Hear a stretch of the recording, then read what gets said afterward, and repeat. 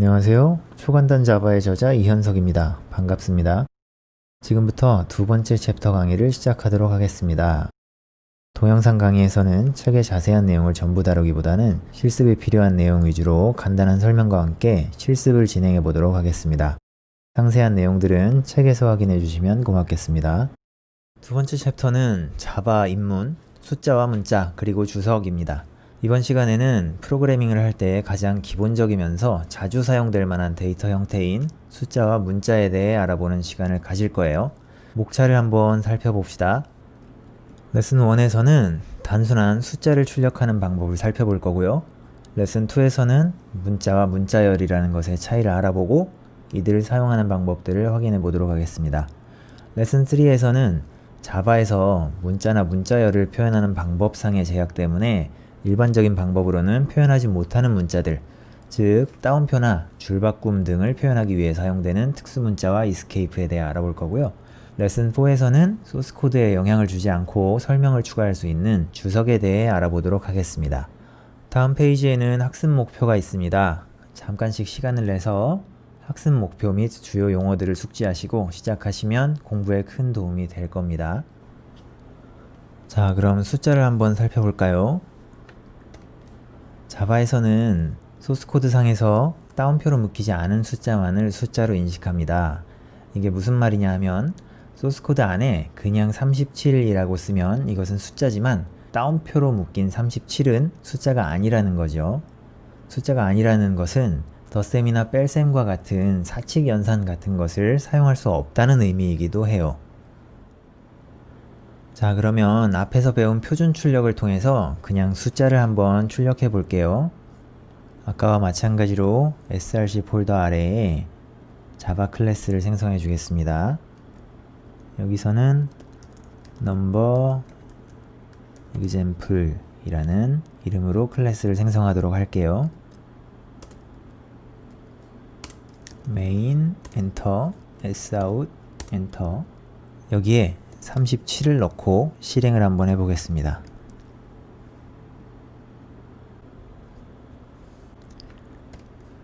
(37이) 출력된 것을 확인할 수 있죠. 그러면 이 안에 1 더하기 2라고 입력하고 다시 한번 실행을 해보도록 할게요.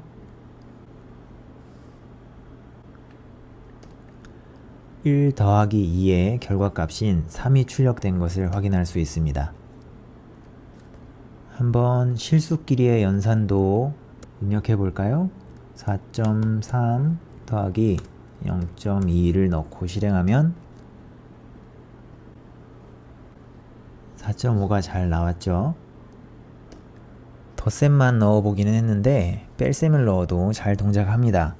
이런 연산자들에 대해서는 네 번째 챕터에서 조금 더 자세히 알아보도록 하고 다음으로 문자와 문자열에 대해 알아보도록 할게요. 이어서 문자와 문자열에 대해 알아보도록 하겠습니다. 아까 따옴표로 묶인 37은 숫자가 아니라고 했었죠. 따옴표로 묶인 것들은 문자열이라고 인식을 합니다.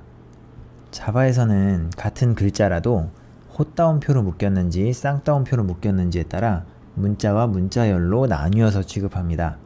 이것은 곧 헛따옴표로 묶인 A와 쌍따옴표로 묶인 A가 다르다는 것을 의미하죠.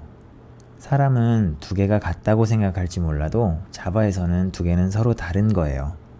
문자는 글자 하나를 의미하고 문자열은 0개 이상의 글자들을 의미합니다. 자, 그러면 문자열과 문자를 한번 출력해보고 어떤 제약이 있는지만 간단하게 알아볼게요.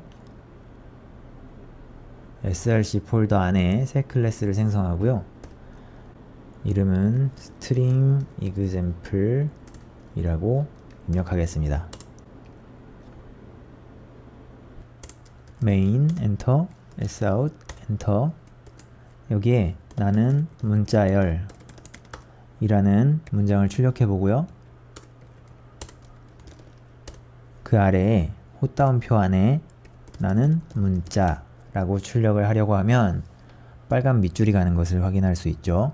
이 빨간 밑줄은 인텔리제이가 오류가 있다라는 것을 알려주는 표시고요. 여기에 마우스 커서를 올려보게 되면 어떤 오류가 발생했는지를 알려줍니다.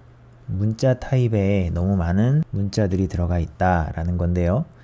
앞서 설명했듯이 꽃 따옴표로 감싼 문자라는 것은 글자 하나를 표현하는 것이기 때문에 여러 글자들이 들어갈 수가 없어요. 그래서 다 지우고 나 라는 글자 하나만 넣게 되면 오류가 사라지는 것을 확인할 수 있습니다.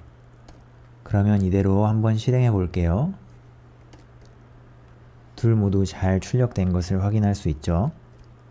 이처럼 문자라는 것은 글자 하나만을 담을 수 있기 때문에 문자 하나만으로는 원래 그 용도가 다양하지 않고 또 요즘에는 일반적으로 사용할 일이 없기도 해요.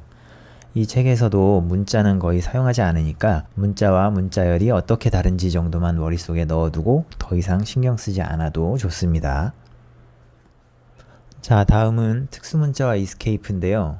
자바에서 문자열은 쌍따옴표로 묶어서 표현한다고 말씀드렸었죠. 그런데 만약에 문자열 안에 쌍따옴표를 넣고 싶다면 어떻게 해야 할까요? 바로 코드로 한번 확인해 보시죠. Sout, 엔터, 쌍따옴표, 그리고 이 안에 안녕, 나는 자바야 라고 입력을 하게 되면 보시는 것과 같이 빨간 밑줄이 생기면서 오류가 발생했다는 것을 알 수 있습니다. 이는 나는 뒤에 이 쌍따옴표를 닫는 쌍따옴표로 인식을 했기 때문에 그 뒤의 자바라는 글자 자체가 문법에 어긋나기 때문에 오류가 발생하게 되는 거고요. 이렇게 문자열 안에 몇몇 특별한 문자들을 넣기 위해서는 그 문자 앞에 백슬래시를 넣어주면 되는데요. 이를 이스케이프라고 부릅니다. 백슬래시 키는 자주 사용할 일이 없어서 키보드의 어느 부분에 위치해 있는지 잘 못 찾는 분들도 간혹 계시는데요. 표준 키보드 기준으로 백스페이스 키 아래쪽에 있습니다. 한번 백슬래시를 입력해 볼게요. 자, 오류가 사라졌죠? 그리고 이대로 한번 실행해 보도록 하겠습니다. 따옴표가 포함된 문자열이 잘 출력되었죠? 이스케이프가 필요한 또 다른 대표적인 예는 줄바꿈을 하고 싶을 때예요. system.out.println이라고 썼던 이 명령은 표준 출력을 통해 한 줄의 글자들을 출력하는 기능이지만 이 기능을 여러 번 호출하지 않고도 여러 줄을 출력할 수 있는 방법이 있습니다. 한번 확인해 볼게요. sout, 엔터, 그리고 치킨은 살 안 쪄요. 살은 내가 쪄요. 라고 입력을 하면 한 줄이 출력되겠죠. 그런데 살은 내가 쪄요 라는 문장은 한 줄 아래에 넣고 싶어요. 그럴 때에는 표준 출력을 2번 써서 하는 방법이 있지만 줄바꿈을 하고 싶은 문장 앞에 백슬래시와 소문자 n을 입력하게 되면 여기서 줄바꿈이 일어나서 출력되게 됩니다. 한번 실행해 볼게요.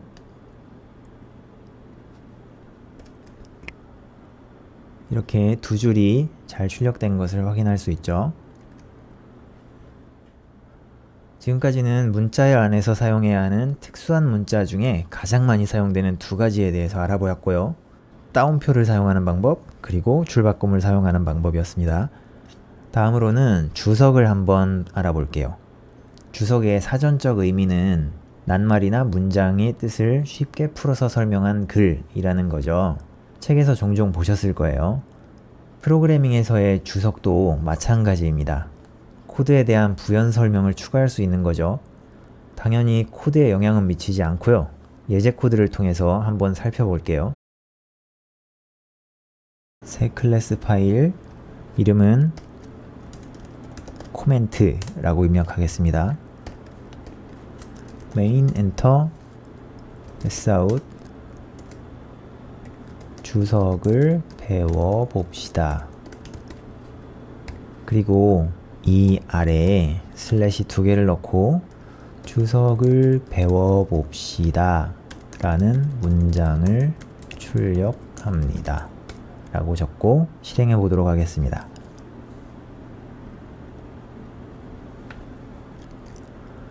실행 결과는 당연히 표준 출력을 통해 출력한 문자열만 출력되고요. 말씀드렸듯이 코드에 대한 부연 설명일 뿐이므로 코드에 영향을 미치지 않는 것을 확인할 수 있습니다. 코드를 작성하다 보면 하루 이틀 혹은 일주일, 한 달이 지나서 작성했던 코드를 다시 확인할 때 이게 어떤 의미인지 한 번에 파악이 안 되는 경우가 많은데요. 이럴 때 주석을 달아 놓으면 큰 도움을 받을 수가 있습니다. 그리고 여러 사람이 한 프로그램을 협업을 통해 작성할 때에도 서로의 의도를 전달하기 위해서 주석을 달면은 좋을 때가 많이 있어요.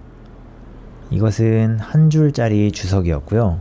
설명이 조금 길어져서 여러 줄이 될 때에는 슬래시와 별을 이용해서 여러 줄의 주석을 적어 넣을 수 있습니다. 이렇게 슬래시 다음 별로 여러 줄의 주석이라는 것을 표시하고요. 이것은 여러 줄의 주석입니다. 엔터. 두 번째 줄입니다. 그리고 별 슬래시 순으로 주석의 끝이라는 것을 알려줍니다. 그리고 마찬가지로 위에는 여러 줄의 주석이 있어요 하고 실행을 시켜보면 당연히 표준 출력에 해당하는 것만 출력이 되겠죠. 자, 어떤가요, 여러분? 이번에는 숫자와 문자 그리고 주석에 대해 알아보는 시간을 가졌는데요. 이제 막 툴을 설치하고 처음 해보는 코딩인 만큼 쉬운 내용만을 짧게 다루게 되었어요. 뒷페이지에는 복습을 할 수 있도록 아주 간단한 연습 문제가 준비되어 있으니까 한 번씩 점검하시고 익숙해지는 시간을 가지시면 좋겠습니다. 여기까지 챕터 2였고요. 챕터 3를 통해 다시 찾아뵙도록 하겠습니다. 감사합니다.